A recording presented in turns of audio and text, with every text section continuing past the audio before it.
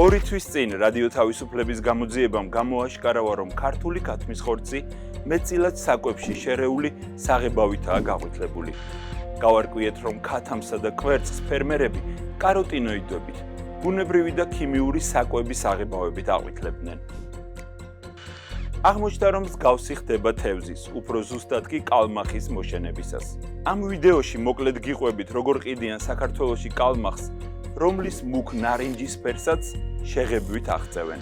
გაიგებთ, რომ იმავენაირად საკვებში შერეული საკვები პიგმენტებით წითლდება კალმახის ხიზილალაც. მყიდველს კი უმალავენ, რომ ხორცის და ხიზილალის ფერი ხელოვნურია.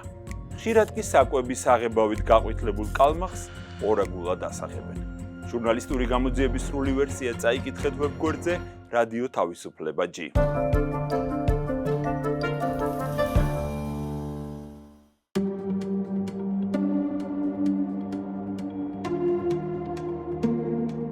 ოფიციალურად საქართველოში საკალმახეების 99%-ში ცისარტყელა კალმახს აშენებენ.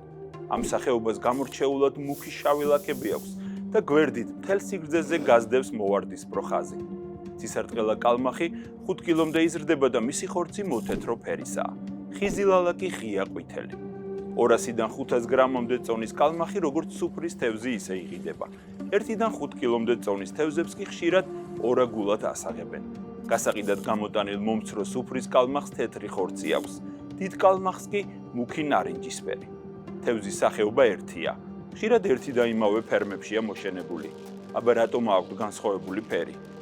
რადიო თავისუფლებამ გაარკვია, რომ კალმახს მუქ ნარინჯისფრად საკვებში შერეული პიგმენტი ღებავს.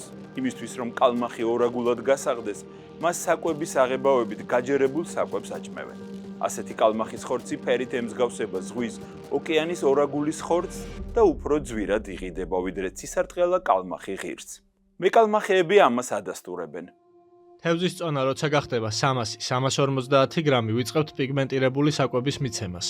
2-3 თვე სჭირდება თევზს ხორციც გაუფერადდეს და ქვირითიც გაუწითლდეს. ზუსტი დრო უნდა იცოდე, როდიდან დაუწყო სპეციალური საკვების მიცემა. კლიენტია მიჩვეული, რომ ხიზილალაც და თევზიც უნდა იყოს წითელი. ეს გონიეთ კარგი.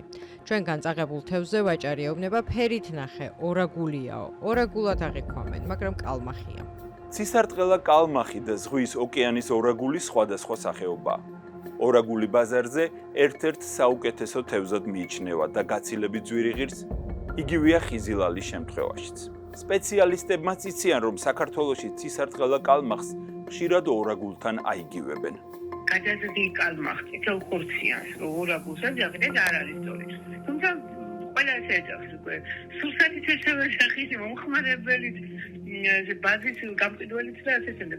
ორაგული, ზღვის ორაგული, ცივი წყლის ორაგული, ორაგულის ხიზილალა, ათეულობით სარეკლამო პოსტი ქვეყნდება სოციალურ ქსელში.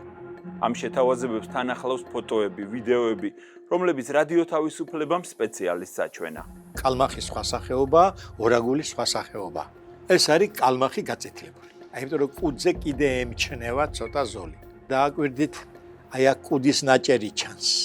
ხედავთ? და დააკვირდით როგორი წინწყლები აქვს. აი ეს კალმახისთვის დამახასიათებელი წინწყლები. აი სწორედ იქრა როგორი გაწითლებული ეს არაბუნებრივი ფერი. ხელოვნურად რო უმატებთ უკვე ეს აწითლებს ამ ხორცს, აწითლებს ამ ქვირითს, ბუნებრივად არ არის ასეთი ფერის. ის არის მოღიაო ფერის. ძირითადად იყიდება დაჭრილი სტეიკების სახით და იმას უკვე ასაღებენ როგორც ორაგულის სტეიკს. ორაგულს ფასი რა თქმა უნდა მეტი აქვს. ახლა ამას ორაგულის ნაჭერი დაუდო გვერდზე, ხო? თუ აი ეს კუდს მოაშორებ, ხო, უკვე გაჭირდება გაარჩიო. მაღაზიამ ძალიან კარგად იცის ესო კალმახია, მაგრამ იმას ის ურჩევნია გაყიდოს ორაგულად, ფასმეც დაადებსა და გაიყიდება როგორც ორაგული. ოფიციალური სტატისტიკით ქართულ საკალმახეებში 2024 წელს მოშენებული თევზის თითქმის 99% ცისარტყელა კალმახი იყო. თევზის საკვებად საღებავიან კომბინირებულ საკვებს მთელ მსოფლიოში იყენებენ. თევზის და ხიზილალის ნარინჯისფერ წითელი ფერის მისაღებად იყენებენ კაროტინოიდებს.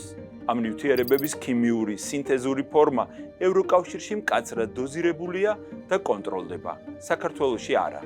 ქართველი მეკალმახეები რადიო თავისუფლებასთან ამბობენ, რომ ევროპულ საკვებს იყენებენ. რამდენიმე წყარომ რადიო თავისუფლებას უთხრა, რომ მეკალმახეების ნაწილი მზა, ევროპულ კომბინირებულ საკვებს გამაყვითლებლებს თავად უმატებს. გამაყვითლებლებს ზეთში ურევენ და თევზის მზა საკვებს ასხურებენ.